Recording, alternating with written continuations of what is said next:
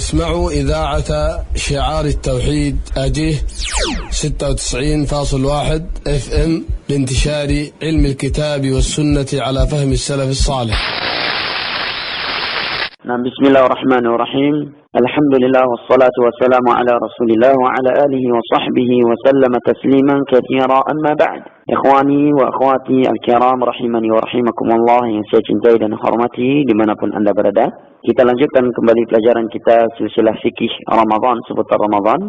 InsyaAllah ta'ala mulai pada hari ini kita akan masuki pembab yang baru, yaitu bab seputar puasa ahlil a'dzar, seputar puasa orang-orang yang memiliki udzur. Yang pertama adalah al-marid, orang yang sakit. Ketahuilah, orang sakit itu memiliki dua kondisi. Saya akan bacakan ucapan Al-Qurtubi di dalam tafsir Al-Qurtubi tatkala beliau menjelaskan firman Allah, "Faman kana minkum maridan aw 'ala safarin" di dalam surat Al-Baqarah. Maaf, suara lagi pileknya. Syafanallah wa iyyakum. Semoga Allah menyembuhkan penyakit kita dan Anda semua. Baik, kata Imam Qurtubi, lil mariyadhi halatan. Orang yang sakit itu ada dua kondisi. Ihdahuma, yang pertama, alla yutiqa as-shawma bihalin fa'alaihi al-fitru wajib. Orang yang memang tidak mampu berpuasa, tidak mampu berpuasa, maka kata beliau ini wajib untuk berbuka. Tidak boleh dia memaksa dirinya. Karena Rasulullah telah bersabda, halakal mutanaqti'un, sungguh binasa orang yang ekstrem di dalam beragama.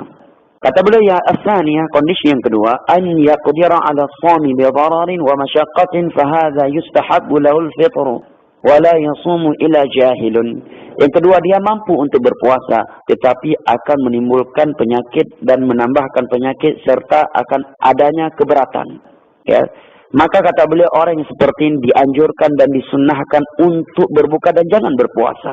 Dan tidaklah orang yang berpuasa seperti ini kecuali jahilun, orang yang bodoh. Banyak di antara kita menyatakan, bunuh sakit, tadi saya sakit. Dokter udah bilang, bapak jangan puasa dulu ke saya. Karena kalau bapak puasa, bapak nggak bisa minum obat, penyakit akan bertambah. Tapi saya tetap aja puasa. Alhamdulillah, saya bisa puasa walaupun dengan penuh keberatan dan kelelahan. Ini orang jahil, bodoh, kata Al-Imam Qurtubi, bukan orang yang cerdas. Kenapa? Karena Allah berfirman di dalam Al-Quranul Karim, yuridullahu bikumul yusra wa la yuridu bikumul usra. Allah menginginkan kemudahan untuk kalian dan Allah tidak menginginkan kesulitan untuk kalian. Di dalam sebuah hadis yang sahih, Nabi bersabda, "Innallaha yuhibbu an tu'ta rukhasuhu kama yakrahu an tunhaka maharimuh." Allah itu senang kemudahannya itu diambil sebagaimana Allah murka hal yang diharamkan itu ditabrak. Kemudian, sakit seperti apa yang diperbolehkan untuk berbuka? Mari kita simak penjelasan Al-Imam An-Nawawi di dalam kitabnya Al-Majmu' Syarhul Muhadzab pada bab siyam. Kata beliau, syartu ibahatil fitri an yalhaqahu bis-shami masyaqqah yashuqu ihtimaluha wa al-maradu alladhi la yalhaquhu masyaqqatan zahirun lam yajuz lahu al-fitru bila khilafin indana khilafan li ahli adh-dhahir. Kata Imam Nawawi, qala ashabuna, yakni mazhab Syafi'i, syarat bolehnya berbuka bagi orang yang sakit, di mana kalau dia berpuasa adanya rasa keberatan, kelelahan, penatan kalau orang Malaysia bilang. Ada rasa penat. Dia walaupun mampu tapi akan penat, akan capek, akan melelahkan. Adanya rasa berat yang luar biasa walaupun mampu. Maka kalau sakit sudah demikian, boleh bagi dia berbuka. Adapun sakit yang yasir, yang sedikit, kata beliau, di mana kalau dia tetap berpuasa walaupun ada rasa berat tetapi tidak ada mudarat yang bahaya, penyakit bertambah penyakitnya dan yang semisalnya setelah itu, maka tidak boleh berpuasa tanpa ada khilaf di sisi kami kecuali ahli zahir saja, yaitu Daud Al-Zahiri. Ya, kenapa nggak berpuasa? Sakit. Sakit apa? Pilek. Ya, itu bukan sakit, tapi sakit-sakitan. Walaupun sakit, tapi bukanlah sakit yang diperbolehkan untuk berbuka puasa. Karena andai kata Anda berpuasa, tidak ada masyaqqah yang luar biasa dan tidak ada dharar setelahnya. Ini yang dijelaskan oleh mazhab Syafi'iyah, Hambali, Malikiyah. Baik, berikutnya, apabila kondisi orang yang sakit berikutnya terbagi menjadi dua. Pembagian yang baru. Yang pertama, sakit tersebut dia sakit tetapi divonis tetapi sakit yang akan sembuh. Ya. yang akan sembuh. Maka orang yang seperti ini dia mengqadha. Kita telah tahu semua firman Allah, fa'iddatun min ayamin ukhar. Maka hari-hari yang dia buka tersebut dia bayar di hari-hari yang lain. Sedangkan sakit yang kedua, la yurja bur'uhu, orang yang tidak diharapkan lagi sembuhnya. Ya. Artinya sakit tersebut akan abadi pada dirinya. Itu menurut prediksi dokter yang ahli. Maka telah kita ketahui juga pada pertemuan sebelumnya penafsiran Ibnu Abbas terhadap firman Allah, wa 'alal ladzina yutiqunahu fidyatun ta'amu miskin. Bahwa ini adalah ayat bahwa orang yang sakit yang tidak diharapkan lagi kesembuhan dari sakitnya, bahwa dia membayar fidyah. Sekarang pertanyaannya, apabila orang yang sakit tadi dengan penyakit yang tidak diprediksi dan tidak diharapkan akan kesembuhannya, dia berbuka. Kemudian setelah dia berbuka,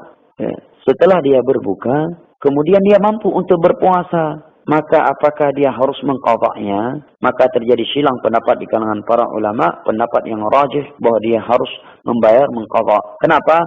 Karena membayar fidyah itu pengganti puasa, dan dia sekarang sudah mampu untuk berpuasa, maka wajib bagi dia berpuasa.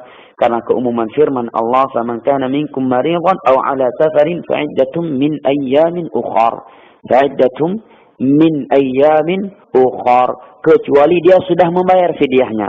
Kalau sudah membayar fidyah, setelah membayar fidyah rupanya dia mampu untuk mengqadha, maka tidak ada kewajiban lagi untuk mengqadha. Karena Allah tidak memerintahkan seorang hamba dengan suatu kewajiban sebanyak 2 kali berulang kali. Baik, berikutnya, orang yang sehat, ya, dia bangun fajar buka puasa. Rupanya di siang hari baru sakit. Jam 12 baru mulai sakit. Bolehkah dia berbuka? Ingat, kaidah sakit yang boleh berbuka telah kita dengar dari penjelasan Imam Nawawi. Dinukilkan al-ijma' oleh Mardawi dan al-Imam Nawawi bahwa orang yang sakit di pertengahan harinya baru mulai sakit, boleh bagi dia untuk berbuka. Pertanyaan berikutnya, orang yang sakit tetapi dia memaksa dirinya untuk berpuasa. Telah kita sebutkan bahwa hal itu tidak dianjurkan dan tercela di dalam Islam. Hanya saja Ibnu Abdul Bar menukilkan adanya ijma'. Ya, adanya ijma' bahwa orang yang sakit apabila memaksa dirinya memaksa dirinya untuk berpuasa, maka sah puasanya. Tetapi di sana ada sebagian ulama yang menyelisih pendapat ini, yang menyatakan tidak sah kalau dia memaksa dirinya untuk berpuasa.